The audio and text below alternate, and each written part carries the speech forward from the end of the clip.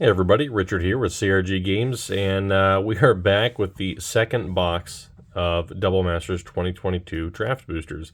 Now, I've gone ahead and pre-opened these just so I can get the whole pack cracking part out of the way, and we can get straight to the cards. Now, I am super excited because the first box was actually really darn good, and hopefully, yep, here we go. We're already starting off very nicely.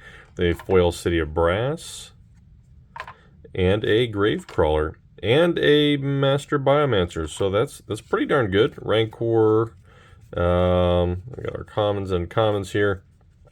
I noticed when I was looking at these in the stack, they seem to be like, if you look at the edges, like there's a couple cards in here that appear to have bent corners, and I'm not exactly sure why that is. It kind of sucks, to be honest.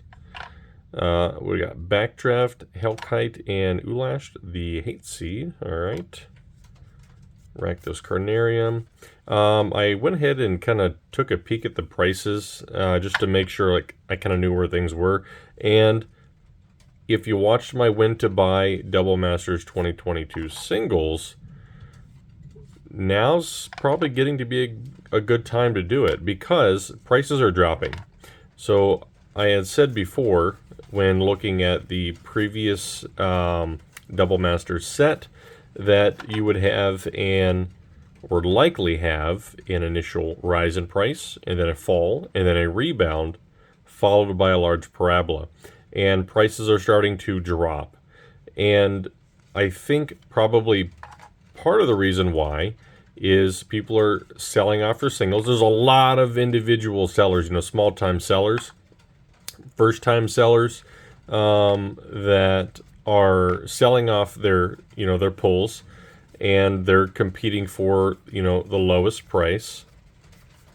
And people are understandably looking to build capital for Dominaria United, which tomorrow, this is going to be the 21st, I believe, Thursday. WotC is having a Dominaria United stream, and I'm assuming we're going to find out some of the big hits.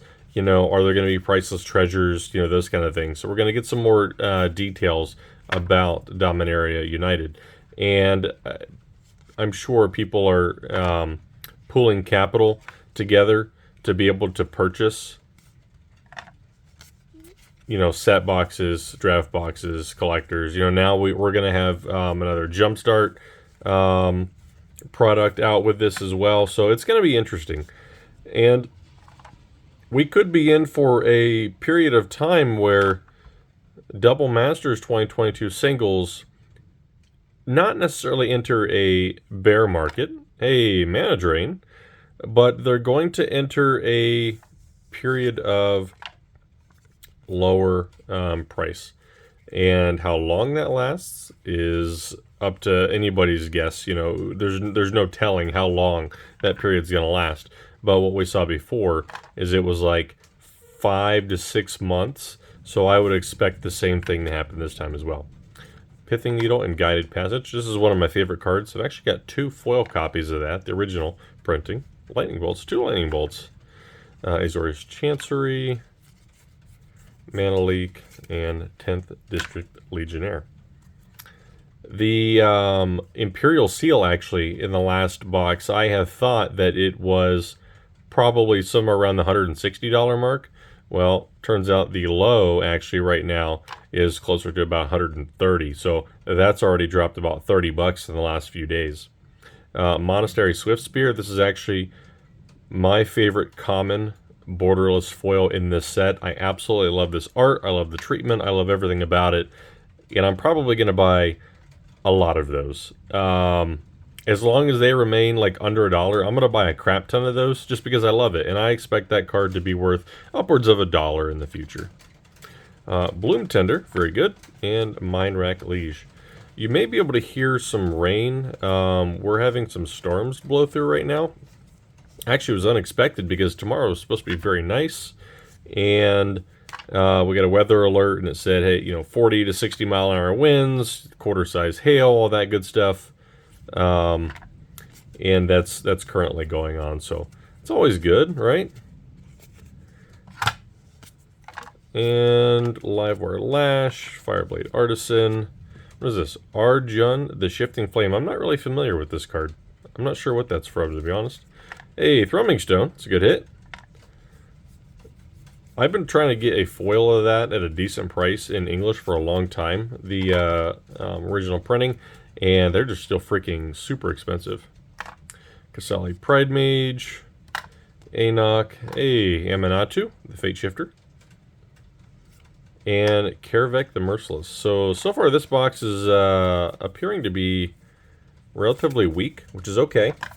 So that last box, the market value, I used the TCG Quick List application to price everything. The market value was around $700. However, the low value was like $460, which is still really good. Now, if I took out the Imperial Seal, it was about $285, which means realistically that box would have broken even or lost money. There's a Force of Negation and an Oracle of Moldiah. That's a good pack. Again, I got these for $275 a box, so I only need to return about $11 a box to break even. You would think that's not that difficult, but you know, you never know. Glimpse the Unthinkable, 10th District. And Drog Skull, hey, Ob Nixilis, pretty cool. Oops. It's now heavily played. Alright, Selesnya Sanctuary. All these borderless commons and uncommons are maintaining around the $1 to $3 mark. I don't know how much supply is out there. It's really hard to tell, so it'll be interesting to see what they do long term. Got Thought Scour, Winged Coatl, Imperial Archangel, okay. Flying and Shroud, Pillar of the Perrons. Very cool. I actually have an original foil of that too. One of these days I'll do a binder video, you know, like my main collection binders to show you all the, what I would consider really neat cards that I've collected over time. And I still continue to buy. Dax Duplicant and a Restoration Angel. I really am a big fan of old foils, so I've got a pretty significant amount of them. Yeah, we're good there. Alright.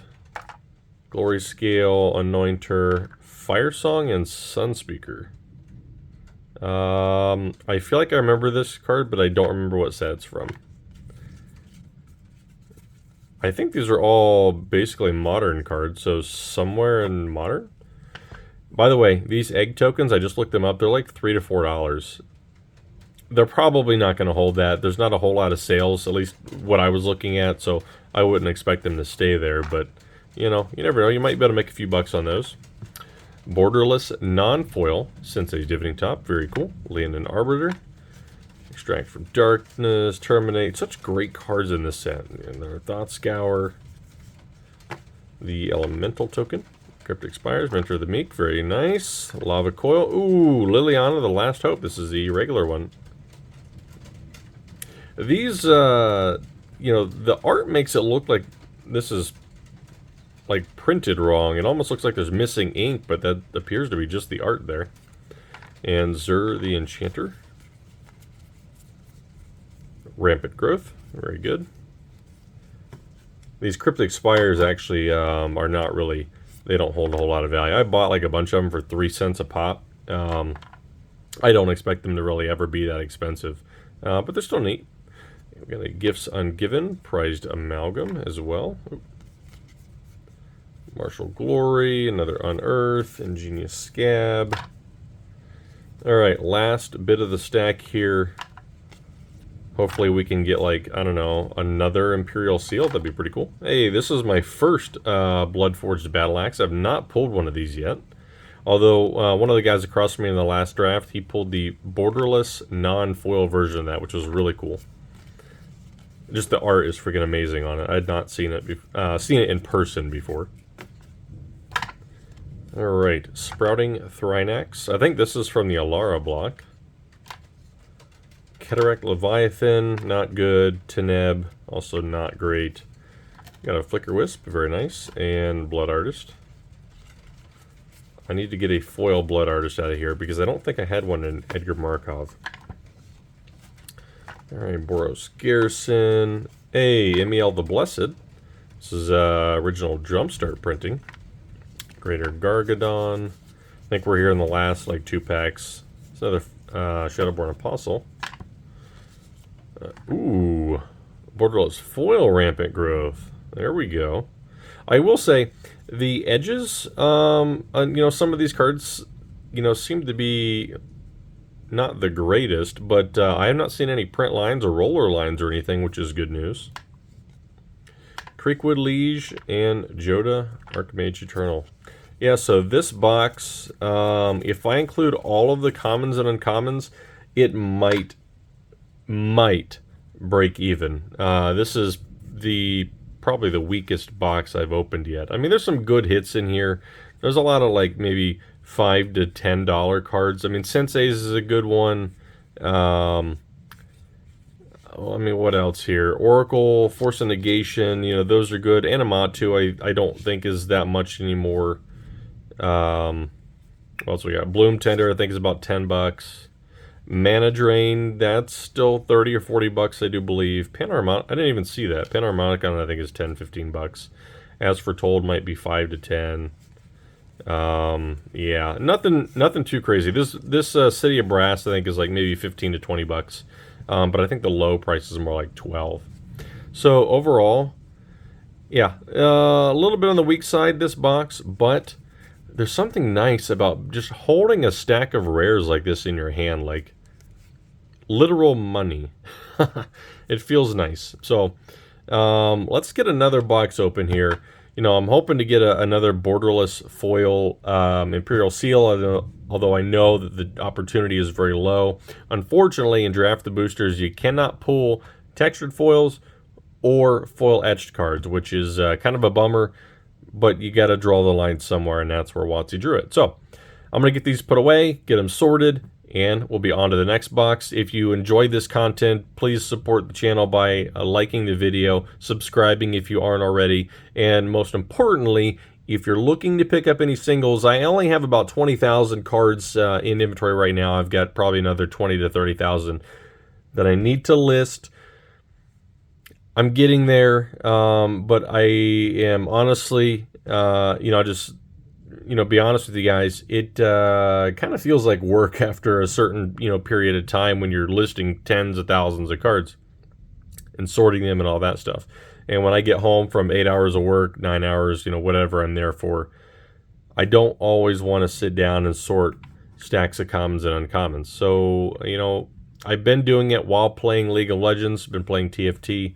That helps pass the time a little bit, but, you know, anybody who's been doing this knows how it is. It kind of sucks a little bit.